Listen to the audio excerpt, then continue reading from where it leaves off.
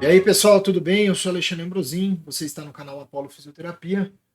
Bom, eu acho que todo mundo aqui que vai assistir esse vídeo já apresentou tosse. Um sintoma muito comum que a gente tem quando tem lá o resfriado, quando tem alguma gripe, alguma coisa assim, a gente apresenta esse sintoma.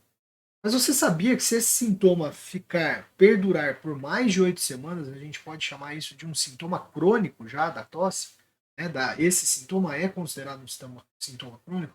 Vou abordar nesse vídeo um pouquinho sobre esse assunto, para você entender quais são as causas que podem levar à tosse crônica. E aí você procurar ajuda para tratar a tosse crônica. Tudo bem? Vamos lá então, eu vou mostrar para vocês algumas questões relacionadas à tosse crônica.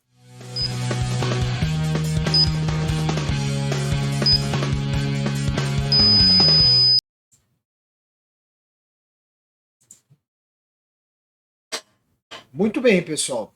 Vamos aqui então hoje falar com vocês sobre tosse crônica. Né? O que é a tosse crônica? Então? Primeiramente, nós vamos definir os três tipos de tosse, né? As três classificações. Então, se o meu paciente tem lá uma tosse entre 1 semana e 3 semanas, né, com duração desse período, a gente fala que é a tosse aguda. Normalmente está relacionada a causas mais agudas mesmo de agressão ao sistema respiratório. Entre, entre 3 semanas e 8 semanas, a gente chama de subaguda. E acima de 8 semanas, a tosse é considerada uma tosse crônica. Vejam, essa é um tipo, é uma classificação. Tá? E nós vamos abordar especificamente aqui, ó, a tosse crônica, que é uma tosse que vai durar mais do que 8 semanas. Bom, o que nós também temos de orientação em relação à tosse crônica? Inicialmente, né, a gente vai avaliar, vai questionar o paciente, ó, desde quando que você está tossindo, e aí a partir desse relato, né, dizendo ali o nosso paciente que 8 semanas ele já está tossindo, há mais de 8 semanas, aí a gente vai fazer algumas buscas, né? O que são essas buscas, né? Você acender um alerta no profissional da saúde, né, no pneumologista, no fisioterapeuta respiratório, que vai tentar investigar as causas dessa cronicidade da tosse. Então, por exemplo, né? O que mais eu tenho que me preocupar se eu estou tossindo há mais de 8 semanas, se tem algum outro sintoma? Como, por exemplo, se o meu peito está chiando, que é o estridor, se eu tenho falta de ar, se eu tenho cardia, taquipneia, né? Se eu tenho febre associado, se a minha tosse é seca ou ela é produtiva, e se ela é produtiva tem sangue, né? Se tiver sangue, isso é uma coisa para a gente se alertar, né? Tem alguma alteração de oxigenação muito rápida, muito relevante, né? Ou então, o meu paciente ele é disfágico, ele tem dificuldade de deglutição, dificuldade, ele pode estar aspirando alguma coisa que justificasse essa tosse. Ele tem sudorese noturna, perda de peso, isso pode estar relacionado a alguns tipos de câncer, né? Taquicardia, como eu já falei para vocês, ou se tem alguma imunossupressão, né? Algum diagnóstico anterior aí, né? Às vezes o paciente já vem com algum tipo de diagnóstico de doença imunossupressora, e aí esse paciente pode estar apresentando a tosse. Se algo, né, algum tipo de alteração dessa forem detectadas, o que a gente tem que fazer? Imediatamente, esse paciente vai ser avaliado, vai passar por tratamento, né? E muitas vezes, quando indicado, até mesmo hospitalização. Por quê? Porque vejam, são fatores, hemoptise, eu preciso melhor avaliar esse paciente. Porque isso pode ser uma tuberculose, pode ser uma outra doença importante, ele tem um sangramento ali. Né? A hemoptise é o sangramento da via aérea. Bom, e aí, né? Vamos dizer, né, que lá no meu paciente não apresentou nenhum tipo de fator de risco que a gente acabou de mostrar para vocês. Então eu vou para uma história mais especificada, mais completa, e vamos lá fazer um bom exame físico. E na história eu vou questionar se ele está tomando algum inibidor de angiotensina, de conversor de angiotensina. Por quê? Porque esse um medicamento que pode estar causando a tosse crônica. Né? Se isso for constatado, o que se indica é que ou faço suspensão desse tratamento, né, e de forma que mude a medicação, enfim, ou então reduza, né, faça outras mudanças para tentar ver se reduz a tosse.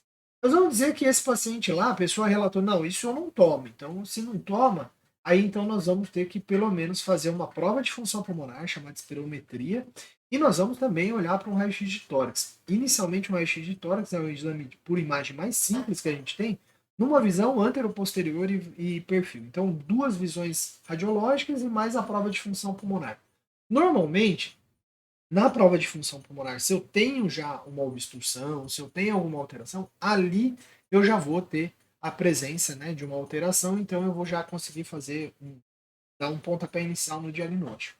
Depois, se o meu paciente, a hora que eu olhei ali para a prova de função pulmonar dele, não tem nada, mas tem algum fator de risco para DPOC, para bronquite crônica, eu já fiz vídeo sobre DPOC aqui no canal, né? Esse paciente, ele tem risco de asma, ou ele é um paciente com histórico de hiperresponsividade brônquica?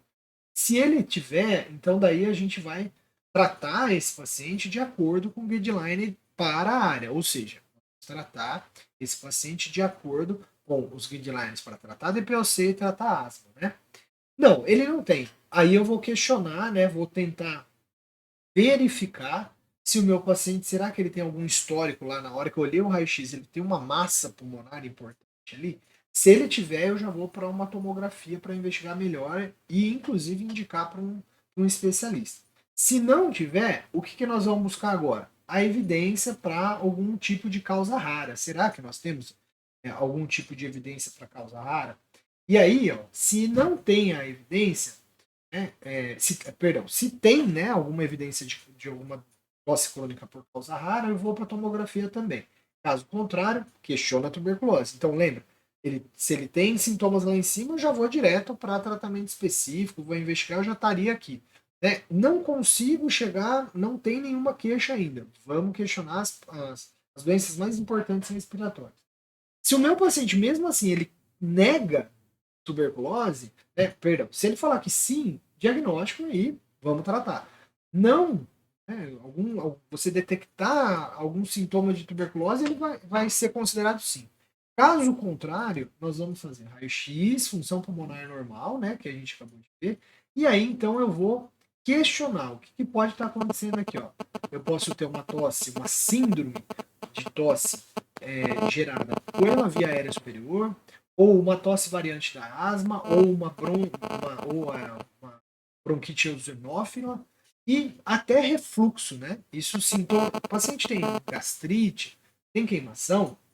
Se ele apresentar, se você conseguir detectar, você já vai para tratamento. Caso contrário, a gente pode ainda questionar, né? É inexplicada essa tosse refratária aqui.